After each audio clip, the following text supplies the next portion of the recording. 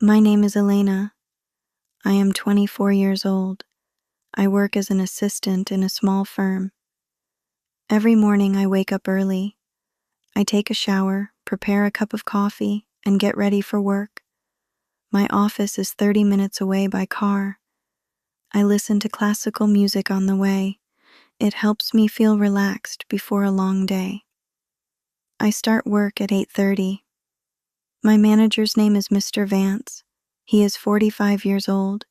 He is tall and always wears a sharp suit. He speaks in a gentle voice, but he likes things done quickly. When I reach the office, I make tea for him first. He likes his tea strong with no sugar. Then I open my laptop, check emails, and answer phone calls. My desk is near the front door, so I'm the first person everyone sees when they come in. On Mondays, the office is very busy. Mr. Vance often asks me to do many things at once. Sometimes I write letters, print reports, or make appointments. Sometimes he calls me into his room for small personal errands. I always say yes, even when I am tired.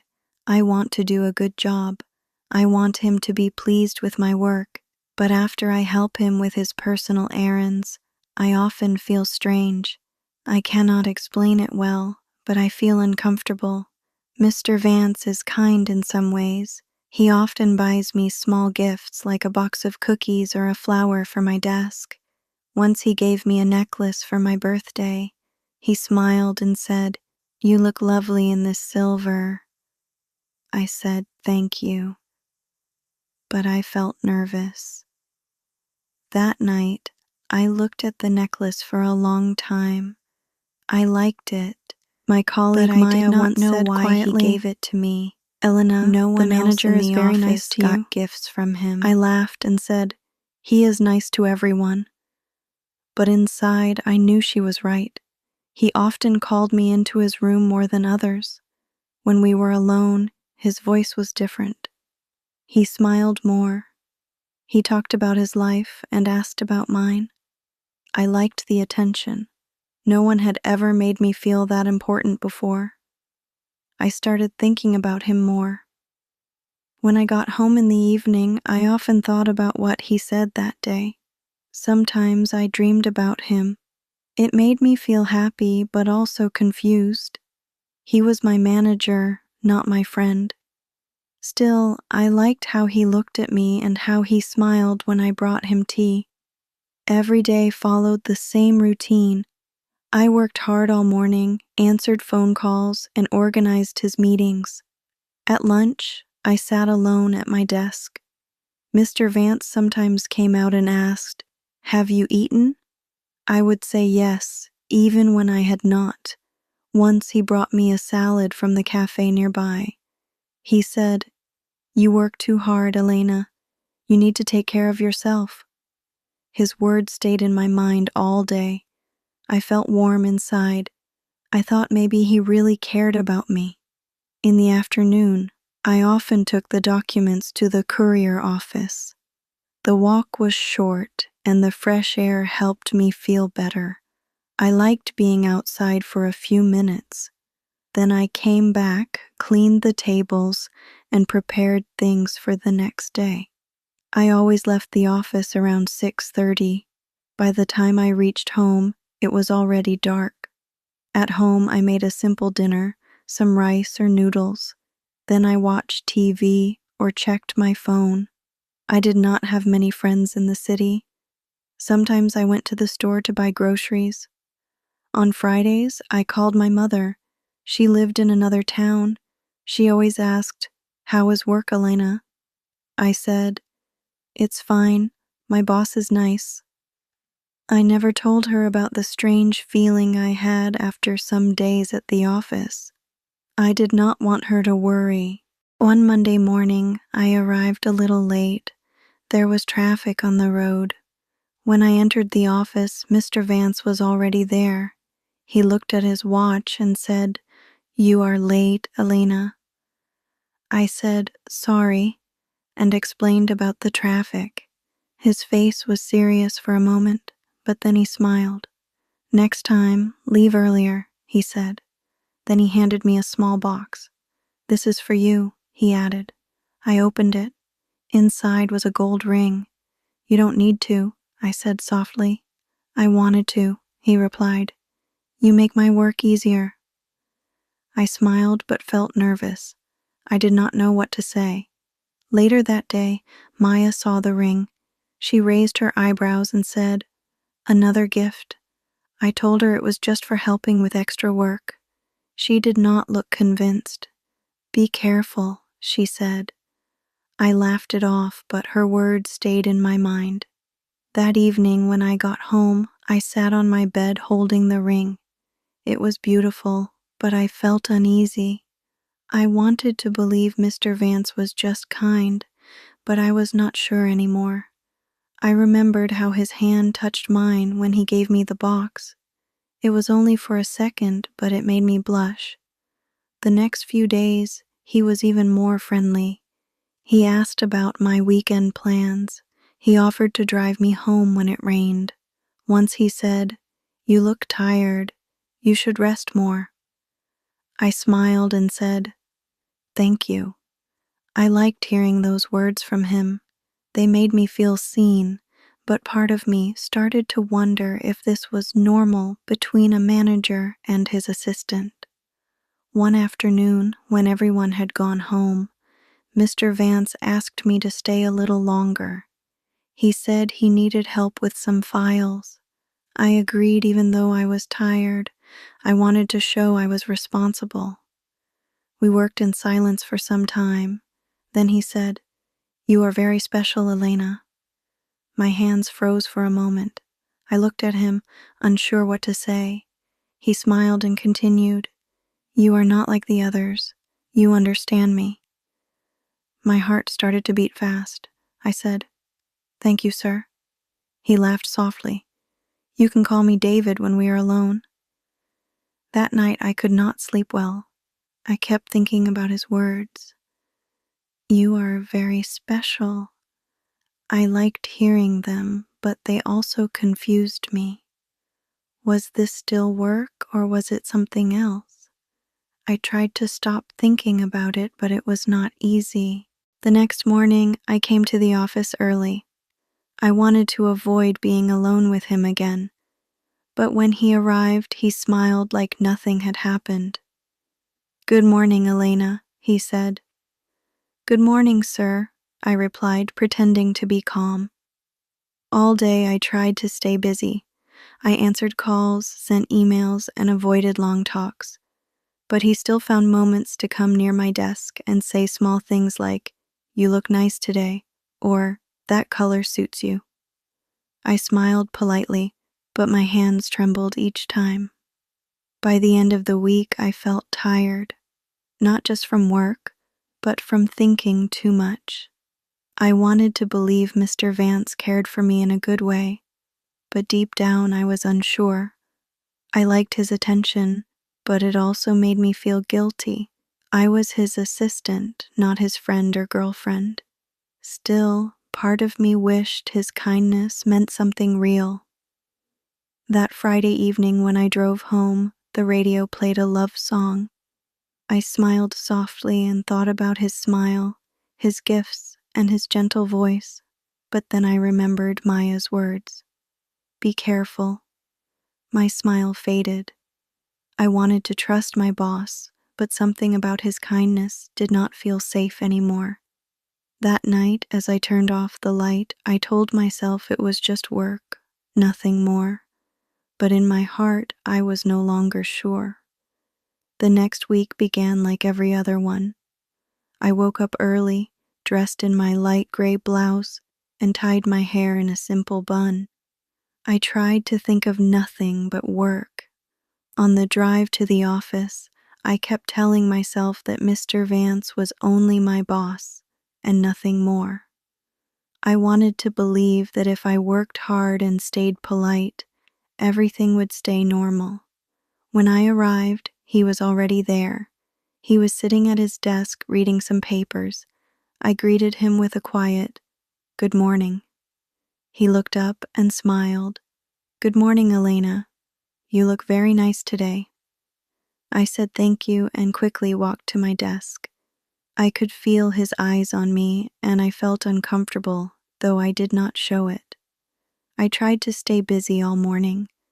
The phone rang many times. I wrote emails, printed letters, and sorted the mail. I wanted to focus on my tasks, but my mind kept going back to him. Every time he came out of his room, I felt nervous. Sometimes I hoped he would talk to me. Sometimes I wished he would leave me alone. It was a strange mix of feelings, and I did not understand them. At lunchtime, Maya came to sit with me. She opened her sandwich and said, "You seem quiet today." I said I was just tired. She looked at me carefully and said, "You can tell me if something is wrong." I smiled and shook my head. "Everything is fine." I did not want to talk about Mr. Vance. I did not want anyone to know what I was feeling. That afternoon, he asked me to stay after work again. I wanted to say no, but I was afraid to make him angry. He said he needed help finishing a report. Everyone else had gone home. The office was quiet, and only the sound of the clock filled the room. I typed while he spoke softly behind me. Then, after a moment of silence, he said, "Elena, do you like working here?" "Yes, I do," I said quickly. He stood up and came closer. "I am glad," he said. "You are a good worker. You make this office brighter." His words made me blush, but I looked down at the papers. Then he said, "You are more than just my assistant to me." I looked up, confused. "What do you mean, sir?" He smiled. "I mean, I care about you." His voice was soft, but it made me feel trapped. I did not know what to say. I smiled weakly and said, "Thank you, sir. That's very kind." He stepped back, still smiling. "You don't have to call me sir. I told you before. You can call me David." That evening I drove home in silence. My hands shook a little on the steering wheel. I kept hearing his voice say, "I care about you." Those words should have made me happy, but they did not. I felt small and scared. I knew something was wrong, but I did not know what to do. That night, I did not eat much dinner. I sat at the table, staring at my food. I thought about how he looked at me, how he smiled, and how he made me feel special. But I also remembered the way my heart beat fast when he stood too close. I did not feel safe anymore. The next morning, I woke up feeling tired. My eyes were heavy from little sleep. When I reached the office, I tried to act normal. I said good morning to everyone. Mr. Vance smiled at me, but I did not look directly at him. I stayed busy with calls and papers. When he called me into his room, I said I was working on something important. For the first time, I made an excuse. He said, "Okay, come when you finish." I never went. During lunch, I sat outside the office with my sandwich. Maya joined me again. She looked at me and said, "You look worried, Elena. What happened?" I wanted to stay quiet, but my eyes filled with tears. I said softly, "I think my boss likes me, but not in a normal way." Maya frowned. "What do you mean?" I told her about the gifts and what he said when we were alone. Maya looked serious. "Elena, that's not okay," she said. "You are his employee. He should respect you." I looked down. "But he has never been rude. He is just kind." "Kind doesn't mean he can say those things," she replied. "He knows you are young and new. He should keep things professional." Her words made sense. I felt a mix of fear and sadness. I wanted to believe she was wrong, but deep down I knew she was right. That night, I went home and cried quietly. I did not understand how a person who seemed so nice could make me feel so bad. I thought about quitting my job, but I needed the money. My rent was high and I had no one else to help me. The next day, I tried to stay away from him. When he called me, I answered from my desk instead of going inside. I spoke only about work. He seemed confused. "Are you okay, Elena?" he asked. I said, "Yes, I'm fine," but my voice was cold. That Friday, before leaving, he stopped by my desk. "You've been different this week," he said. "Did I do something wrong?" I looked at him. His face looked kind, but I remembered Maya's words. I said, "No, everything is fine, sir." He sighed and said, "If you say so, I just thought we were friends." Then he walked away. That night, I could not sleep. I thought about his last words. "I just thought we were friends." Maybe he really believed that. Maybe he did not see how his actions made me feel. Or maybe he did know and he just did not care. I did not know which answer was worse. Over the weekend, I stayed home. I cleaned, watched TV, and called my mother. She said, "You sound tired, Elena. Is everything okay at work?" I wanted to tell her everything, but I said, "Yes, everything is fine, just busy." On Monday morning, I stood in front of the mirror before leaving home. I looked at myself carefully. I wanted to look professional, not pretty. I wore simple clothes and no makeup. I told myself this week would be different. I would keep things only about work. When I reached the office, I smiled politely at everyone. Mr. Vance said, "Good morning, Elena." I answered, "Good morning, sir," in a flat voice. He looked surprised. During the day, he gave me many tasks but said little else. I was glad. The week passed quietly and I felt calmer. On Friday afternoon, he called me into his room. I hesitated but went in. He said, "I have some files for you to send later. And Elena, I'm sorry if I made you uncomfortable." His tone was serious. I looked at him, unsure what to say. "I didn't mean to," he said softly. "I just enjoy talking to you." I nodded. "I understand. Let's just keep things about work," I said. He looked down for a moment, then smiled. "Of course." When I left his room, I felt a little lighter. Maybe things would be normal again. Maybe he meant what he said. But deep inside, I still did not fully trust him. That night, I watched TV and ate dinner alone. I tried to think about the future. I wanted a better job one day, somewhere I would feel safe and respected.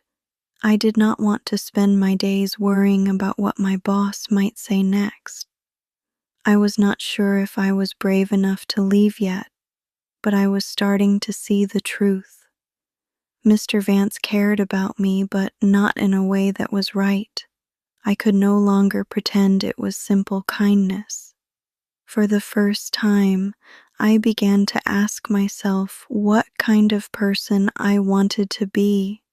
Someone who stayed silent or someone who stood up for herself. I was not ready to answer that question yet, but I knew I would have to soon. The next few weeks passed quietly. Mr. Vance spoke less to me.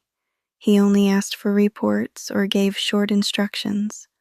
I was thankful for that. The office felt normal again.